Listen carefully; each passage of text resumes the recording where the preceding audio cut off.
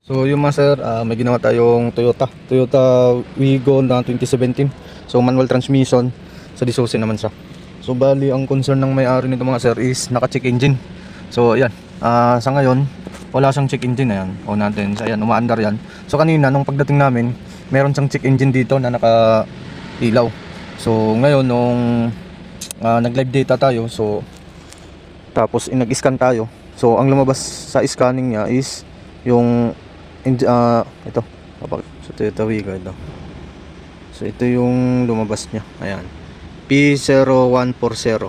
Oxygen sensor rear open. So pending. So nung pagka pinatakbo ko siya, inikot ko lang siya dito sa basement. Pagka inikot, pagbalik ko dito, lalabas ulit tong error code niya na oxygen sensor rear open. So ito lalabas na naman siya uli.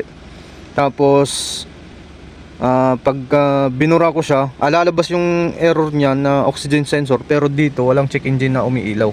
So sabi sa may-ari nito, siguro pagka pinatakbo daw ng malayuan, siguro mga 5 km to 10 km, dun daw lalabas yung check engine.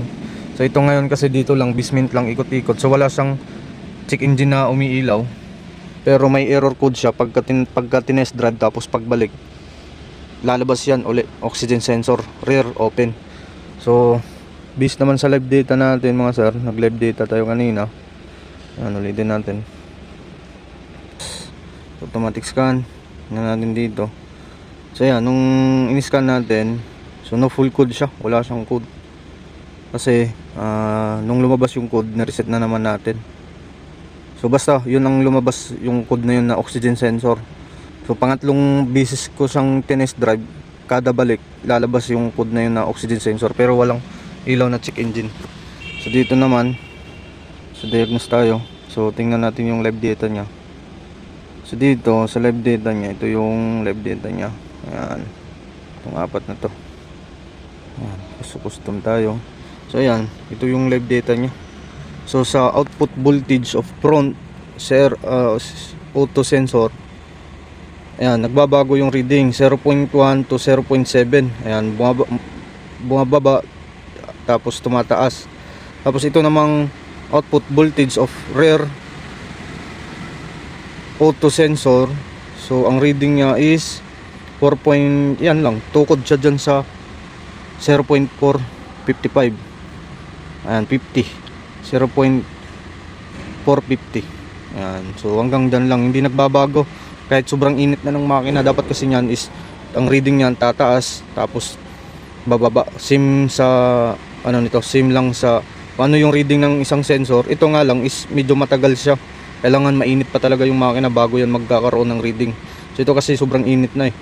So ito normal to, mga siguro pag na-reach niya yung init na, ayun, tsaka na yan magbabago-bago yung yung reading. So ito, ayun, hanggang dyan lang, 0.450. So yun, dito naman walang check engine, pero lumabas na yung oil. Okay, so yung mga sir, check muna natin, tapos kung sakali papalitan natin ng oxygen sensor. Alright, okay. So yung mga sir, sa katagalang pa-start, papa-andar. So yan, ito na siya. Ayan, umaandar po yan. Ayan, umaandar, tapos lumabas yung check engine. So dito naman mga sir, sa scanning, so ito, yung tatlo ang lumabas. Ayan, so kung makikita nyo, biglang nag-blurred. Ayan, oxygen sensor heater rear open, oxygen sensor heater rear open. So current pending history P0036. So ito yung lumabas, pero yung code ito same lang, pero dito sa code niya P0036. So kanina kasi ang lumabas P0140. Yun yung lumabas na code. So ito ngayon is wala na siya, iba na yung code niya, pero naka-check engine na siya. So right, so yun, katagalan bigla na lang siyang nag-check engine. Alright, so subukan nating tanggalin yung oxygen sensor, tapos ititest natin yung voltage reference dun sa sensor, tapos dun sa mismong socket, yung papuntang ECU, kung kompleto ba, meron ba siyang reading. So alright, test muna natin. So yung mga sir, ito natanggal na natin. So ito, nagpalit na pala sila ng bagong oxygen sensor, pero yung sa ibabaw, ayan, kung makikita nyo, ito bago na siya. So dati daw kasi is lumalabas na yung check engine, tapos lumalabas yung check engine, Tapos ang lumabas daw is oxygen sensor. So nagpalit na daw sila. So dito naman sa ibabaw. So ngayon kasi ang lumabas oxygen sensor doon naman sa downstream. So ito yung sa ilalim niya. Ayan. Ayan, ito yung sa ilalim niya na oxygen sensor. Ito naman yung pinagpalitan dati sa ibabaw. So yun mga sir, tinik natin yung voltage reference doon. Okay naman, kumpleto naman yung wiring papunta sa ECU, pati yung signal. So baka possible is pwedeng linisin or pwedeng papalitan na lang to natin. Alright. So yan, Toyota Wigo. So subukan muna namin siguro tong dalawa. I-try muna namin ikabit. So yan.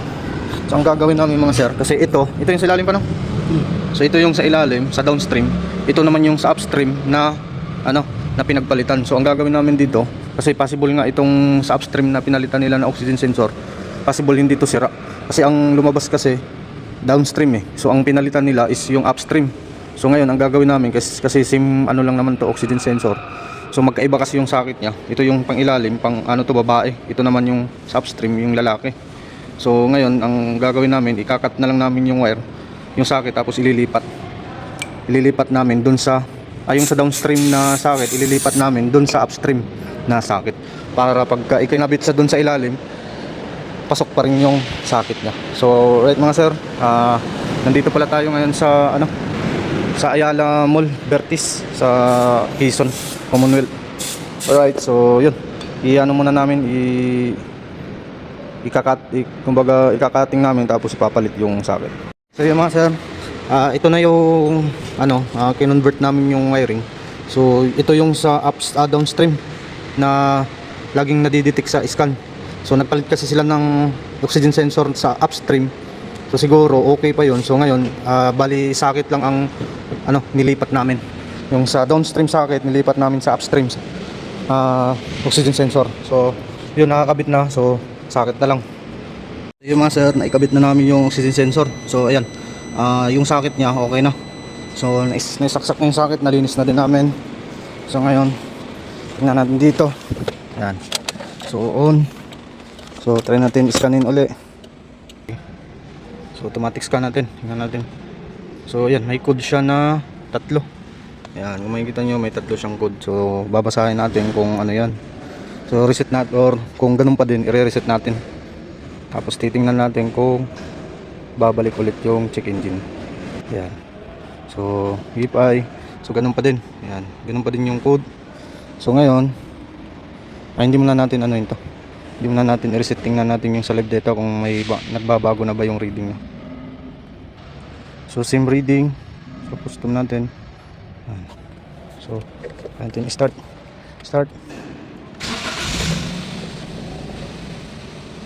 So ayan, nag-reset tayo ng ng error. So no full code na siya. So ngayon try natin pa-start.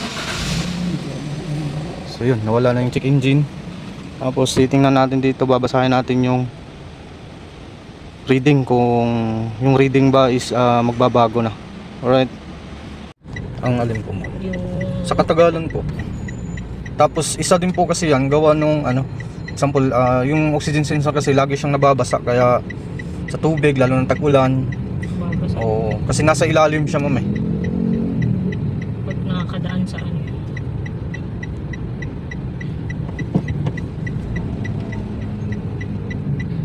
Ayan, nag-test drive na kami. So nandito kami ngayon sa Mindanao App. Tapos ito na yung reading niya. Ayan, 0.2. Tapos kanina ayan, nag 0.1. Tapos yung isa oxygen sensor is umabot siya ng 0.8. Ayan, 0.3. Ayan, tumaas siya ng 0.3. Ayan. So wala na siyang check engine dun. Alright.